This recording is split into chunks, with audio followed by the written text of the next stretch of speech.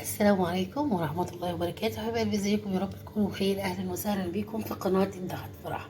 النهارده حبايبي جايين كده غدوة اقتصادية وجميلة وزي الفل، ان شاء الله هتعجبكم جدا جدا. النهارده ان شاء الله هنعمل الغدا بتاعنا ب25 جنيه. غدا يكفي أسرة كاملة ب25 جنيه. هتعملي ايه يا فرح النهارده بال25 جنيه؟ أول حاجة شايفين أنا هنا جايبة فول نابت جاهز من بره، منبت من بره يعني، جايبه ب5 جنيه فول نابت. وكمان هنجيب نص كيلو طماطم ب5 جنيه. كيلو الطماطم بره ب8 وب10، قولي ب5 جنيه. ومعانا كمان نص كيلو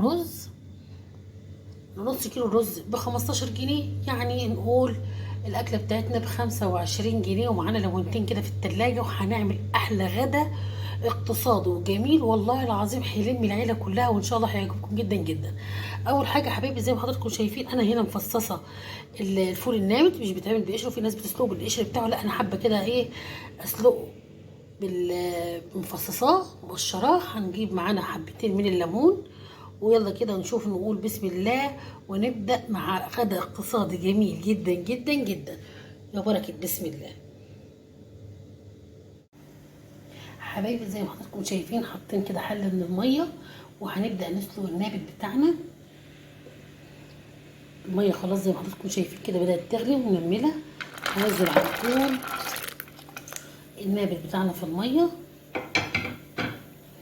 وكمان هنديله عصير الليمون بتاعه كده وهسيبه يتسلق.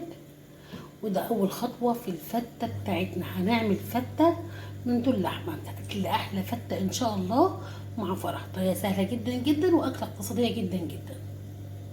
يلا بينا نعمل الرز. حبايبي معانا الماده الدهنيه بتاعتنا الزيت، ومعانا كده نص كيلو كده الرز. نزلت كده لحد اديله التسبيحه. طبعا التسبيحه دي لازم في المطبخ لحد تكملها ابدا. فهنبدأ نشوح الرز بتاعنا، وهحط له حبة ملح وهزوده بالمية ومش أكتر من كده.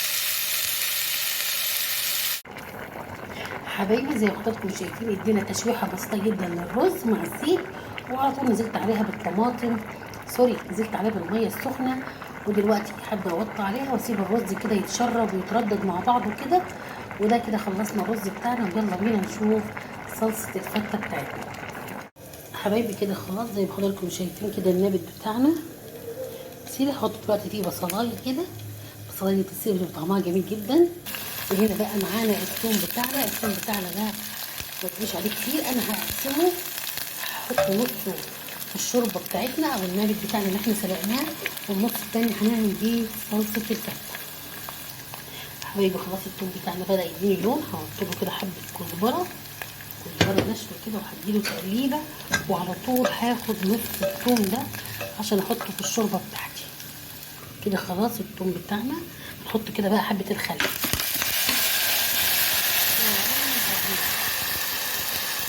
الريحه بجد كفايه، ريحه الثوم بالخل كده عامله ريحه فظيعه. دلوقتي خدنا خلاص نص الثوم بتاعتنا، والنص التاني حطينا عليه كده قد معلقتين من الخل.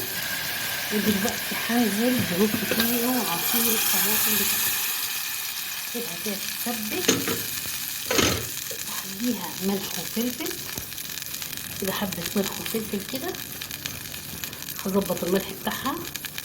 وكده خلاص احنا خلصنا الرز وخلصنا الصلصه بتاعت الفته، والنابت خلاص السلق وكله كده على التطبيق. يلا بينا وهرجع لكم مع احلى طبق فته. حبيبي كده الشكل النهائي، شايفين لون ميه النابت بتاعنا فاتحه ازاي؟ طبعا من عصير الليمون اللي احنا حطيناه، كده البصله المسلوقه،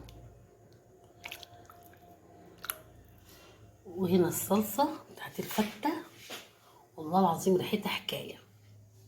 الرز الابيض بتاع الفته. هطبق الفته بتاعتنا كده وهوريكي الشكل النهائي ان شاء الله. اكله اقتصاديه 100%، مش مكلفه ابدا، وكمان سهله جدا. وكده حبايبي خلاص ده الشكل النهائي بتاع الفته بتاعتنا. احنا كده طبقناها، حطينا العيش المحمص من تحت وزيناه طبعا بميه الفول النابت، وحطينا الرز ودي الصلصه كده والفول اللي احنا مقشرينه. شكل الطاجن جميل جدا جدا، اكله اقتصاديه.